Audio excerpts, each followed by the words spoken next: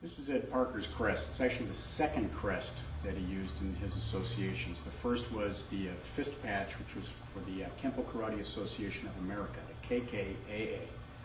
As soon as some of his black belts or even brown belts went overseas to start to teach, the system was spreading and the association changed the name to the International Kempo Karate Association. And this became the crest of the IKKA.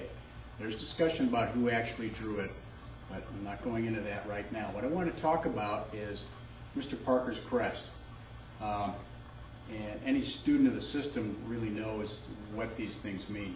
But the roof, or the top of the patch is a roof, symbolizing that the association protects those within it. The sides are curved, like on a Chinese temple or house, which is, in their thinking, is to deflect evil. The bottom is the shape of an axe. If somebody uses the art in the wrong way, they're cut off. Never be part of the association anymore. Kenpo, law of the fist. Karate, empty hand, the name of our system. That's what the K reflects as well. The background color is white, and there's more white than any other color in the patch. And that's because there are more white belts than any other ranks.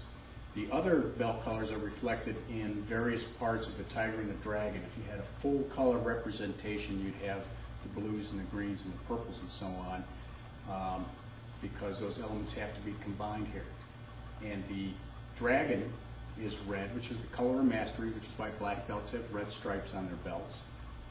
And he's above the tiger because of the spirituality and the knowledge. However, the dragon has to know what the beginners know, so the fins are yellow. The tiger represents the physical strength, so we have the yin and the yang aspects of the earthly strength, physical power, and the spirituality and the wisdom of the dragon together, with the dragon being on top. Now, the circle here, circular motion, and that Parker called the alphabet of motion and so on, and the circle is gray.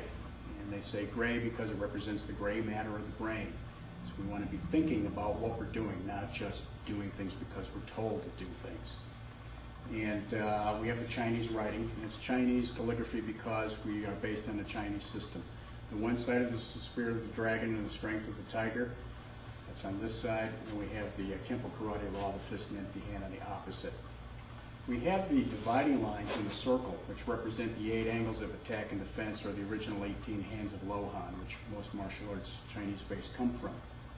And an interesting thing about this is that you'll see a couple versions of the Parker patch. You see several versions, but there are a few versions that he had made and sold for the IKKA members.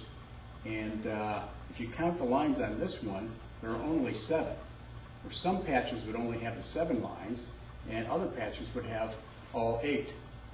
When you talk with the guys down at the karate school, you say, well, you know, how come yours has only got the 7 lines? Somebody said, well, I asked my instructor, and they said, because you always wanted to keep something hidden. You didn't want to expose everything. So I went to Ed Parker because I studied privately with him, and I was the guy who would ask him the question. I said, what's the deal on the missing line? And I told him that story about keeping something hidden. He said, nah, it's simple. Patchmaker made a mistake.